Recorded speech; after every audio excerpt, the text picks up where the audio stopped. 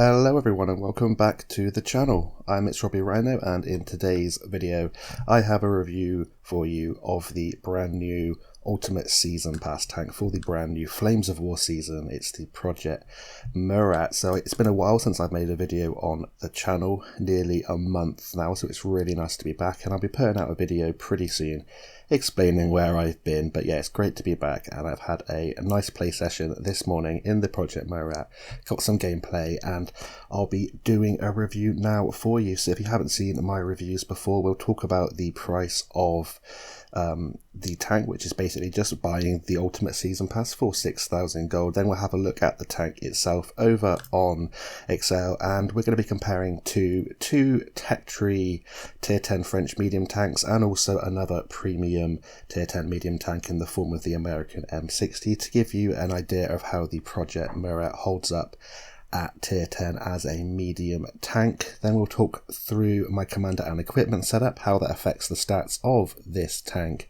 and then at the end for you we'll talk about the armor profile, then get stuck into 3 gameplays to demonstrate what this tank is capable of. But yeah, the price for this tank, it is 6,000 gold. You just have to purchase the Ultimate Season Pass, and you will get this tank on completion of purchasing the Season Pass. So the PROJET MURAT, a French tier 10 medium tank, and this is the tank in question. As you can see, it has a 105mm gun and an absolutely massive lower plate, so we'll have to see how effective the armor is on this vehicle.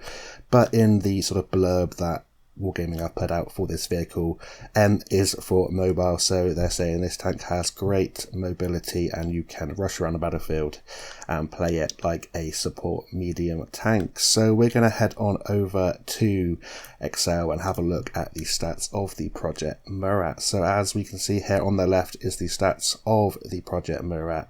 Then we have the AMX-50B, the Batchat 25T, two tier 10 French medium tanks, the Tech Tree tanks, and an M60 stats here on the right, which is the American premium tier 10 medium tank. So the first 3 are auto-loading tanks, and the one on the right, the M60, is a single shot 105mm gun. So definitely take that into consideration when you're looking at these stats. If you haven't seen my reviews before, green is the best in this comparison, orange is somewhere in between, and red is the worst, and yellow is highlighted with my updated commander and equipment setup, and also yellow here on the top to indicate that they are tier 10 premium tanks. So as this is a premium tier 10 medium tank, you have a 5% XP bonus, the same as the M60. And now we're going to get on into the raw stats of the PROJET MURAT and compare these tanks. So hit points wise, 1900 with the PROJET MURAT. That is somewhere in between, not quite as high as the AMX-50B, but of course that was reclassified to a medium tank from a heavy tank, so that does have a few extra hit points. But you have 100 more than the Batchat, which is a little bit more sneaky than the PROJET MURAT. As we saw, it's quite a large profile tank, and it's 100 less than the M60, but around the sort of right hit point level for tier 10 medium tanks. Next, 410 meters view range, which is a fantastic number. It might be orange in this comparison. That's because the M60 has 10 meters more at 420, but you do have 10 meters more than the 50B and the Batchat 25T, meaning you can get that up to a really nice level. I've got mine up to nearly 537 meters, meaning that you can spot and cut through people's concealment quite nicely with this tank. And I've got a couple of games to show you later where I've got some nice assistance damage, trying to play a little bit like a hybrid medium tank / light tank scout role. So 410 meters on the view range, not too bad. And now we're going to get onto the M for mobility that Wargaming said. 1200 horsepower engine, that's the same as the horsepower in the AMX-50B, which was that heavy tank reclassified to a medium tank, and as you can see it's the joint best in this comparison.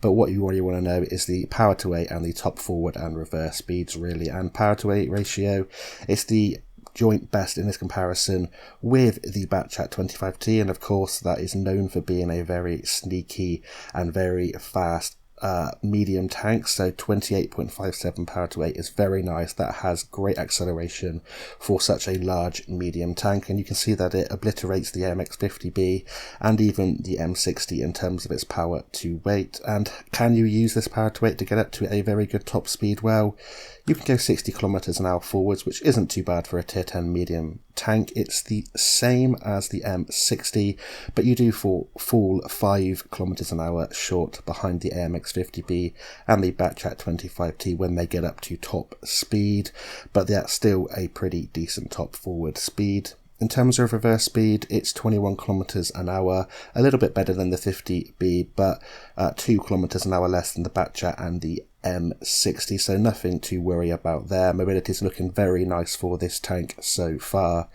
In terms of the hold reverse, 44 degrees a second, that beats the Batchat and it beats the 50B, but it's beaten by the M60. But when you get up to your top speed using that great power to rate, it does turn very nicely indeed. The only thing you have to watch out for is the turret reverse, which is 36 degrees a second, the joint worst in this comparison with the 50B, and it's only beaten by the Batchat and the M60, and it's a pretty poor turret traverse, so definitely take that into consideration. But gun handling skills will get it up to a decent level, and I've got mine up to 44.85 degrees a second, so it matches my whole traverse, and that allows you to get your gun and your whole round at the same time and get on target for people that might be trying to get around you, like faster, medium or light tanks.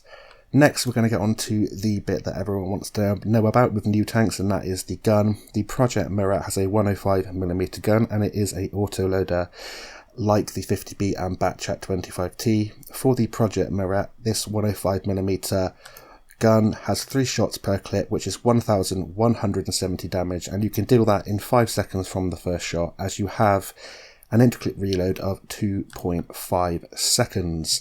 So compare that to the 50B, has a higher caliber gun, 120mm, 4 shots in its clip, does 1600 damage in 7.5 seconds. And then comparing to the Batchat 25T, that also has a 105mm gun, the same as the Murat, but it has an extra shot, so 1950 damage, and that deals it in 10.92 seconds. So a fairly healthy clip size, and you get it out pretty quickly in 5 seconds from the first shell. So this 105mm gun fires APCR as standard, heat as its premium ammunition selection, and HE as its third. You have best in class shell velocity on your standard APCR rounds at 1575 meters a second, absolutely obliterating the opposition in this comparison, meaning that you don't have to give an awful lot of lead at mid to long ranges. However, you do have to bear in mind that you will lose penetration with APCR over distance.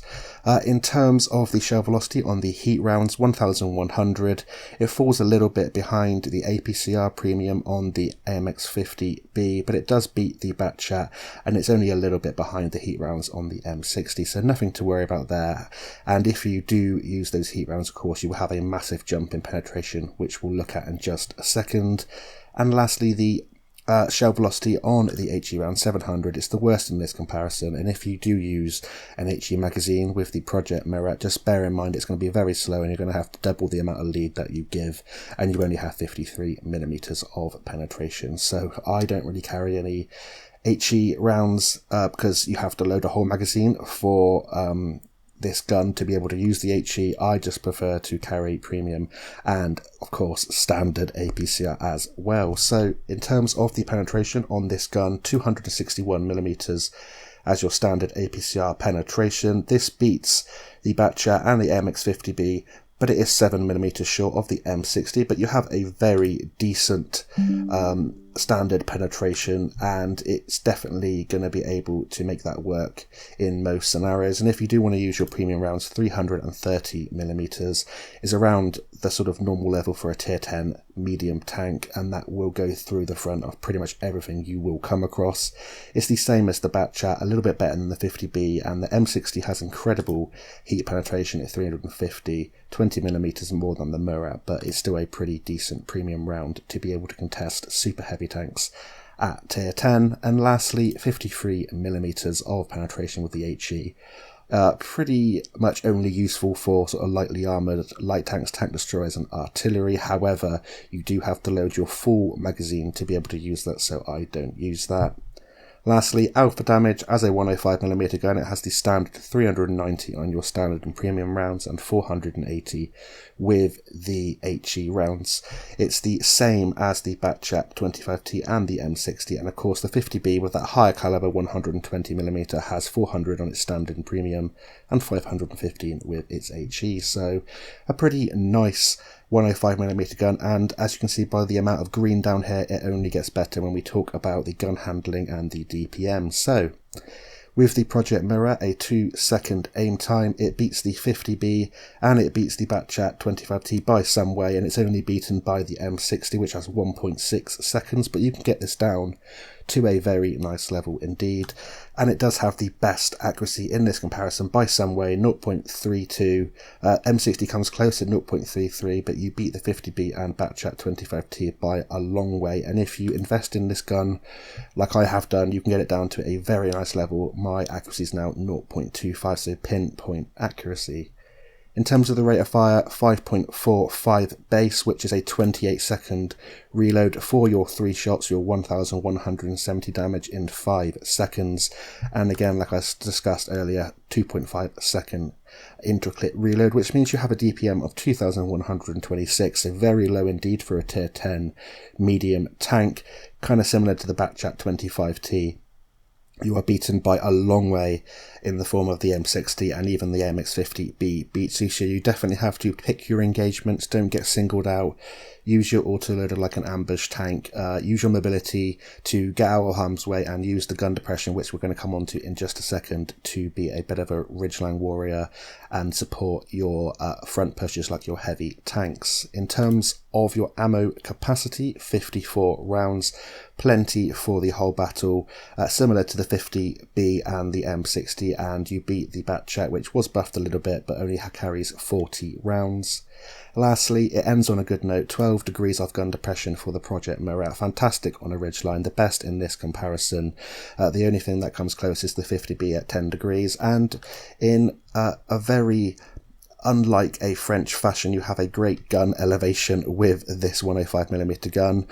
Great in terms of most of the French tanks which have terrible gun elevation. So as you can see, this 20 degrees of gun elevation beats the 50B and the Batchat by a long way, and it's only matched by the American M60. So what can we take home from the base stats of this?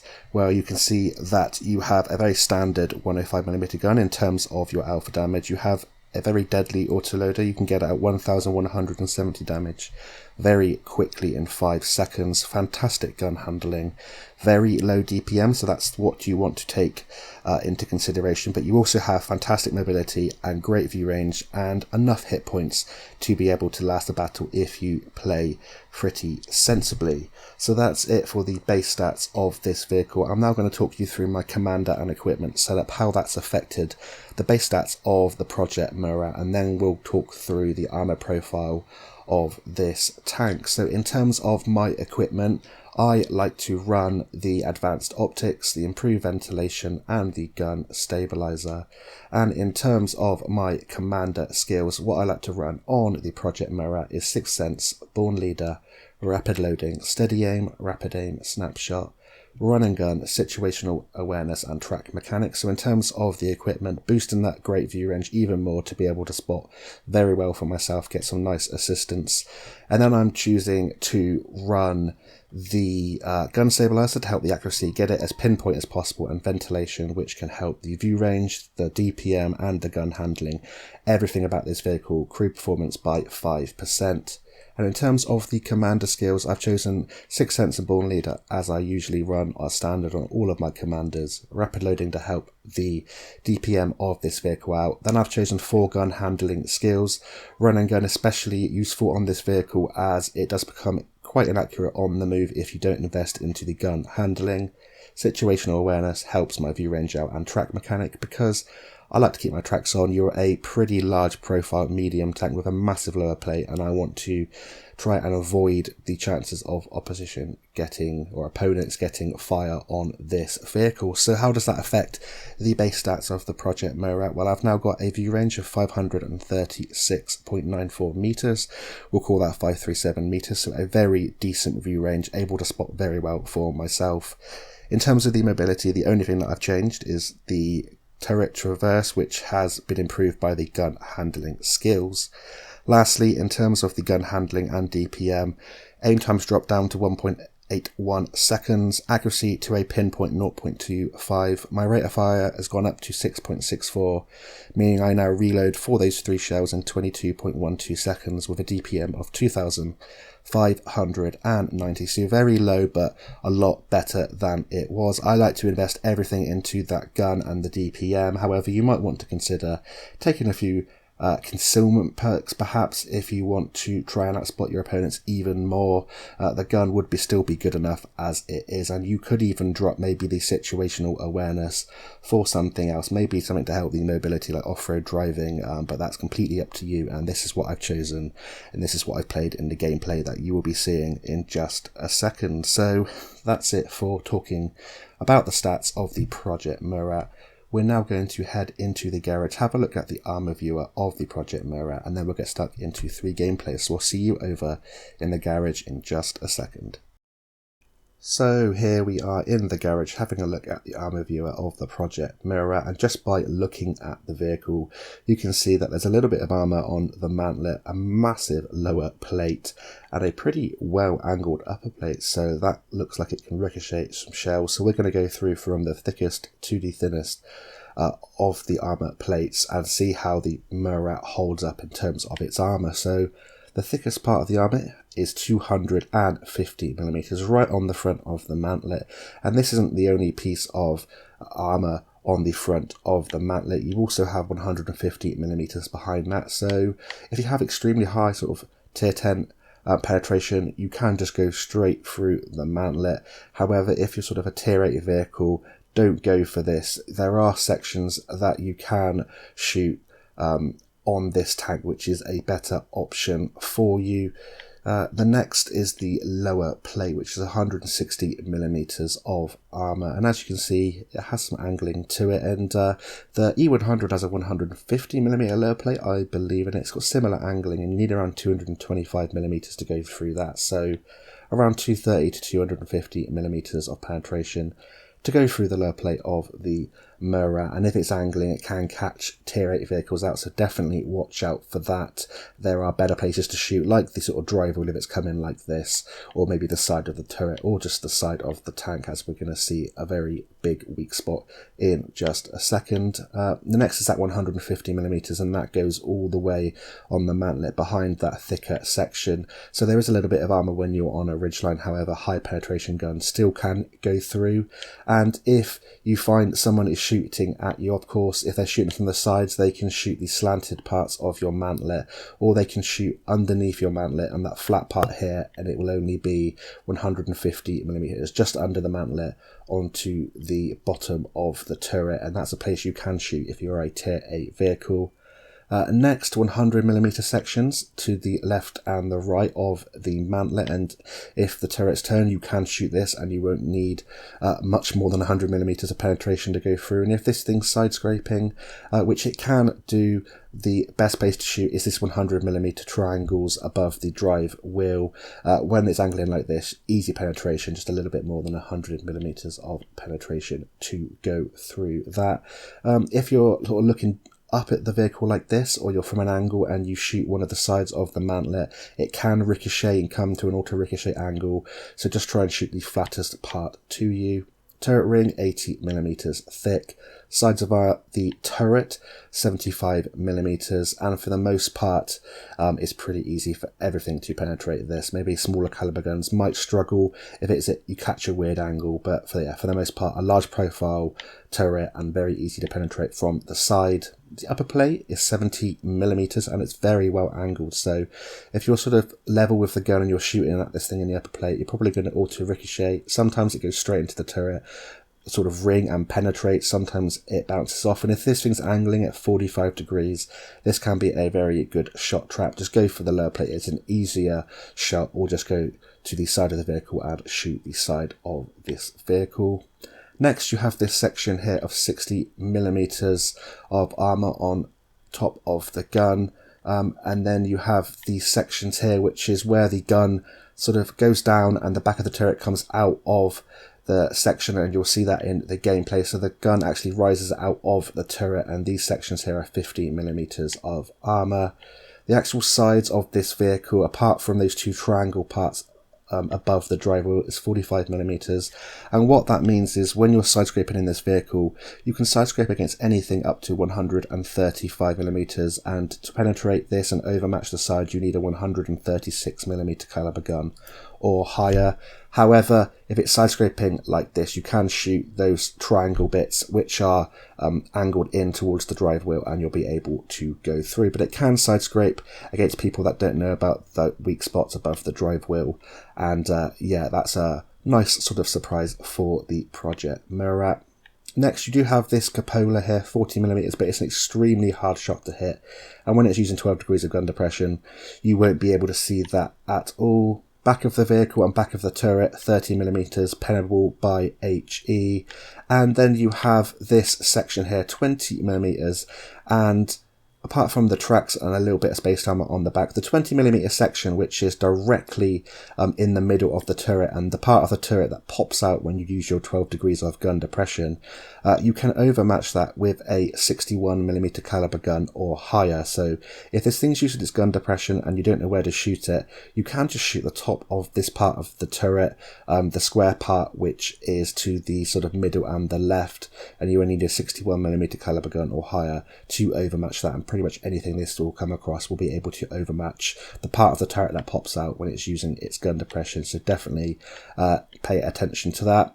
15mm of belly armor and a little bit of spaced armor on the back of the turret. But that's it for the PROJET MURAT. You can do a little bit of side scraping apart from that triangle weak spot above the tracks and the drive wheel. Upper plate can be a bit of a shot trap. Massive lower plate around 250mm will guarantee you a penetration from the front. However, when it's angled, it can be a little bit troll. Got a cupola, some turret armor on the mantlet, but apart from that, it's kind of a glass cannon tank, and you have to expect to be penetrated by everything that you will come across, and try and use your mobility and gun depression on a ridgeline to avoid getting hit. So that's it for the armor of the PROJET MURAT. We are now going to get stuck into the first of 3 gameplays, so I'll see you over there in just a second. So we are now into the first gameplay of today's video in the PROJET MURAT, and we are on Cliff in a standard battle, and we're going to make our way very quickly indeed with this great mobility into the center of the map, the central sort of rock, so we're able to shoot towards the south and shoot towards the cliff as well. And there's a Barask that was in front of us there. We managed to overtake him, showing you just how good this acceleration and this mobility is on the PROJET MURAT. We're gonna make our way as quickly as possible, get into an advantageous position, and we should be able now to turn around as we are reloaded and hopefully get some shots into the PROJET MURATs on the enemy team that are heading towards the cliff. We have a glut of tank destroyers down the 1 and 2 line, and they are pinging me for some reason. However, I want to try and get a shot or two into the back of the enemy PROJET MURAT. We get one, track him in place, but he repairs and goes down the hill. So we have 2 shots left, just seeing if any more tanks are going to crest this ridge line, and we do have to be a little bit careful here about getting spotted from the rear and anything that might come up down the 1 and 2 line. It's very unlikely, as we do have those tank destroyers which would probably spot them getting into position. However, I just want to reverse round this rock, try not to expose the rear of my tank, and always keep the thickest part of my armour towards the enemies. I'm getting pinged a lot here, and I was wondering why, and we're going to find out in just a second as the Backchat 12T gets spotted. Of course, he was keeping our friendly tank destroyers lit, so we spot him, and now we know where he is. He can't really pop out because he's going to get shot by our tanks that are on the cliff and in that sort of E4, E5 location.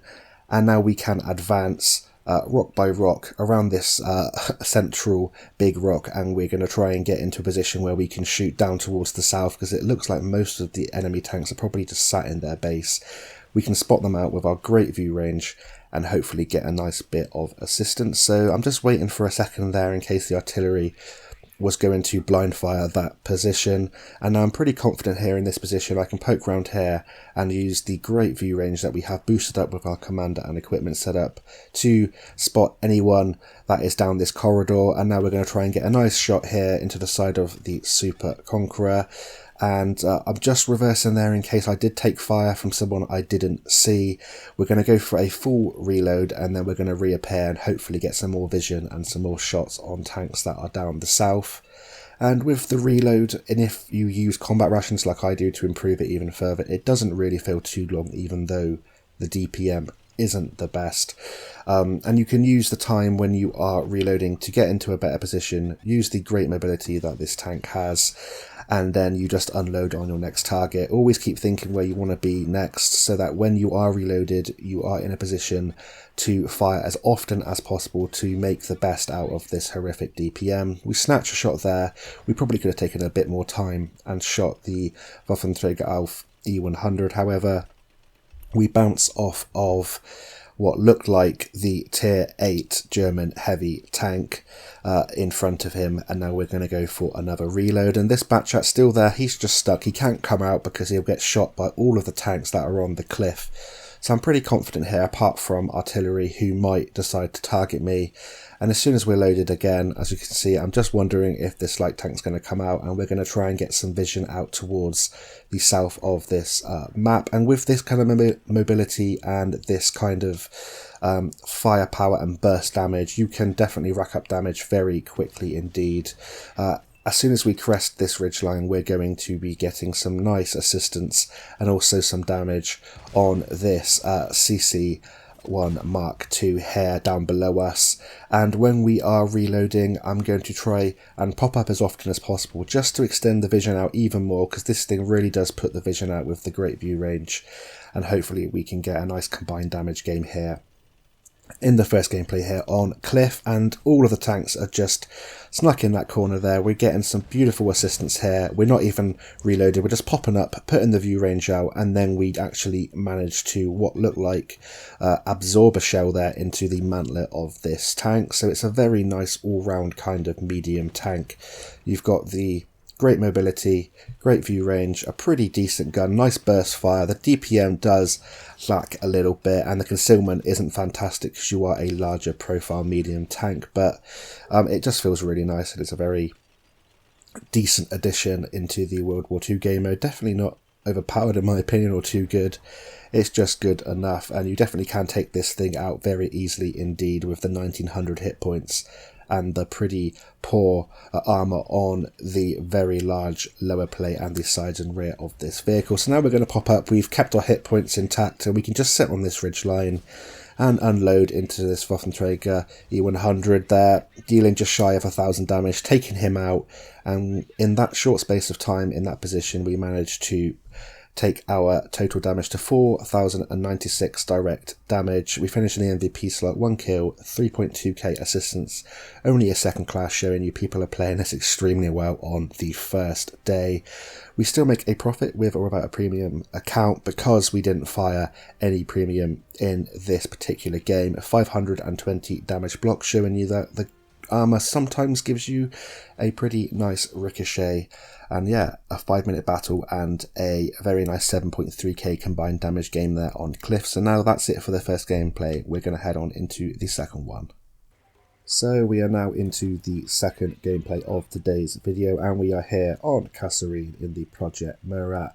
We're going to race into position, probably trying to overlook the capture circle, get some vision out towards the north and towards the northeast of this map, and we're going to get there very quickly indeed with the great mobility this tank has, and that allows you to get that vision out at the start of the battle, catch people that are moving into position that are slower than you, and you're usually reloaded by the time that you get into your first position, so you can put your gun to work, put your autoloader to work, and then you can reload and skulk off somewhere whilst you're reloading to a different ridgeline, get some more vision out, and then you just rinse and repeat throughout the battle. And it just feels like a very nice, flexible, auto-loading medium tank. We're going to get some vision there, I believe, on that PROJET MURAT on the enemy team, and a second one there.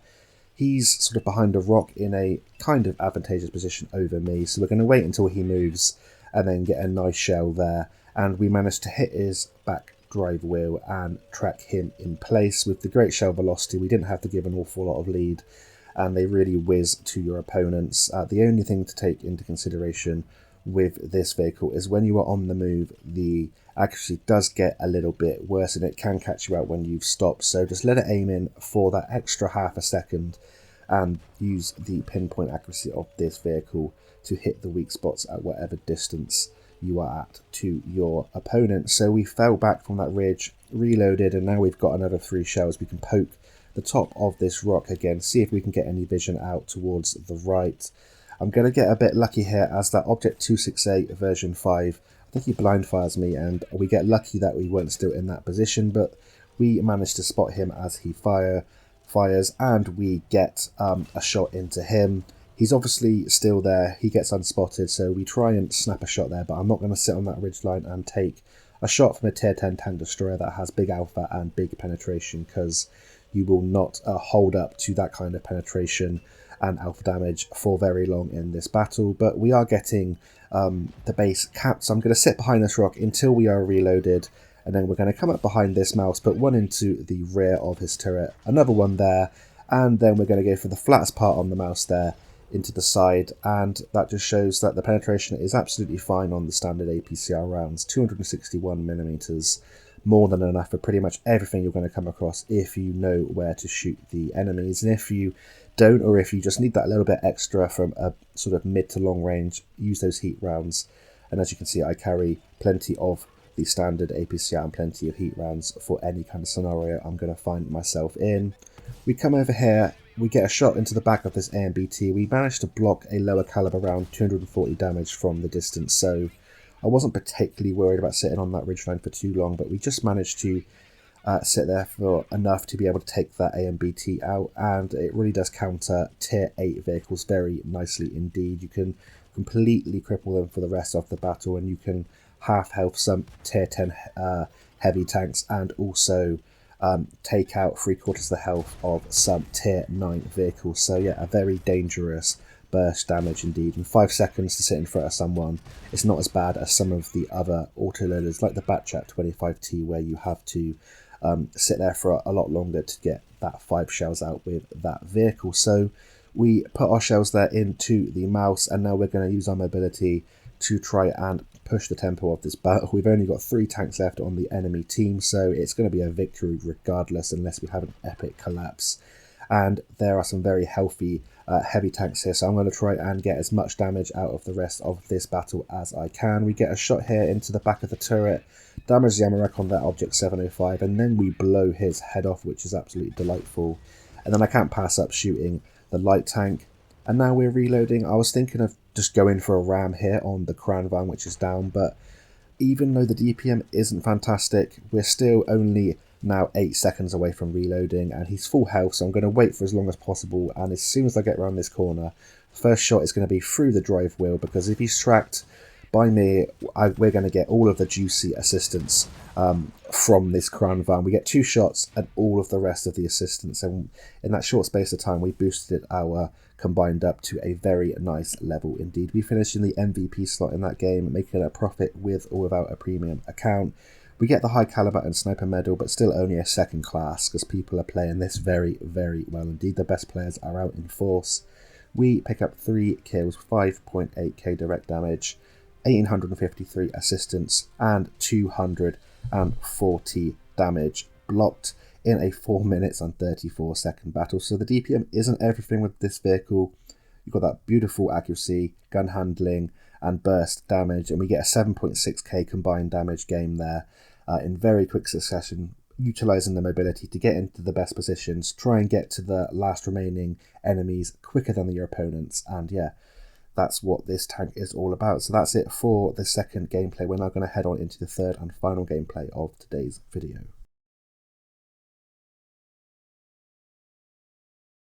And we are now into the third and final gameplay of today's video, and we are here on the Arctic region map in a standard battle. in the Project Murat. There are 1 artillery per side, so not too bad for this vehicle. And again, we are going to race into position early doors whilst we are reloading, get into a position where we're able to get some view range out towards the south of this map, help our teammates out there, use the great gun depression on the ridgeline, and hopefully get some shots into anyone that might be in that tank destroyer location situated just ahead of us and up to the right.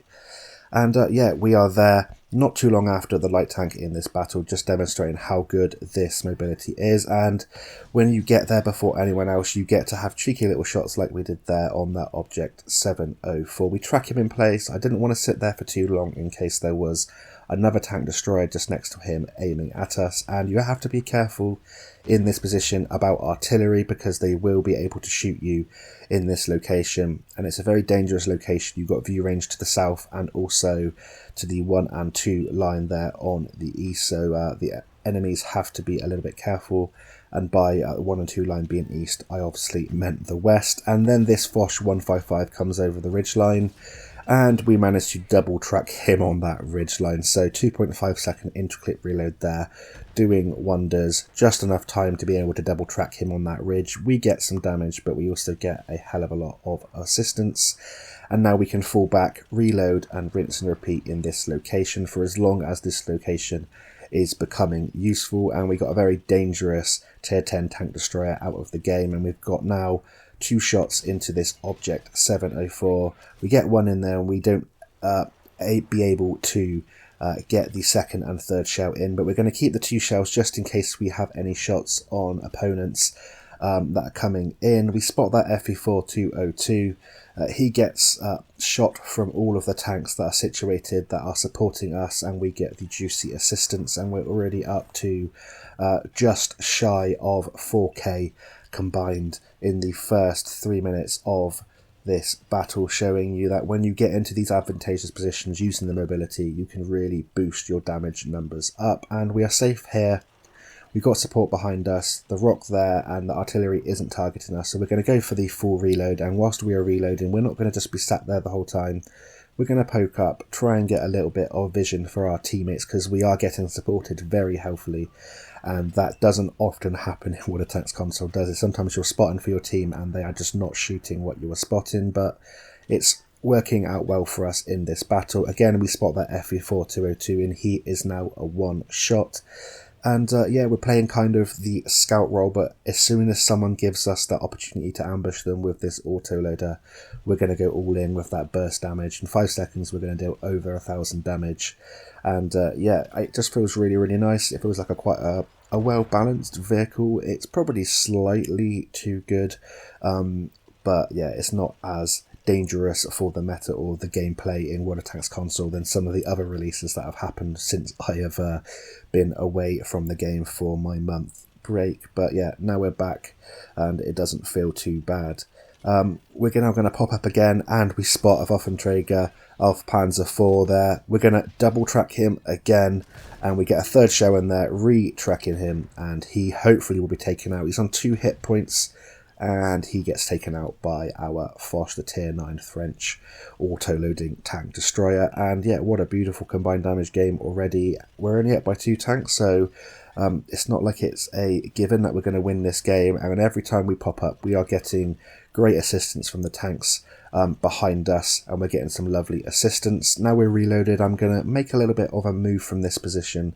Just going to head on over here beyond this ridgeline, try and spot out that Object 704 in the back, which we did, and hopefully we can take out this light tank or get some side shots into tanks that are in the middle and the north west of this map. We get a shot there into the EBR-90, damage his wheels. We try and auto-aim like a noob, and we get our just desserts there. We get our first shot of damage taken in this game by the medium tank to our right. So we're going to drop down behind this ridgeline, go for the reload, keep popping up, trying to get vision out, and then we can hopefully advance this battle. The enemies are going to make a bit of a mistake here. They're going to try and run, but they're going to run right into the trap that this kind of position sets for them. They're going to try and escape, but they have to go up this hill We're going to wait till we're fully reloaded, then we're going to come over to this ridge line. We have enough gun depression, plenty of gun depression, and we can just pound the back of this Object 430, damage his engine. We're getting targeted by the artillery, so rocking backwards and forwards, trying to throw the artillery off, keeping this one shell in case we need it to take out a tank, and as soon as that artillery has fired, we're going to just retreat back to the other ridge line. However, the enemy Murat gets taken out by the Foch, so we can stay here behind this rock and just wait till we're reloaded. Then we are going to advance this battle, try and get some extra assistance out at the end of this battle. Unfortunately, I missed that shell, so I instantly go for the reload, because I know by the time I get forwards into my next position, I'm probably going to be nearly reloaded, and I want the 3 shells to be able to get as much damage out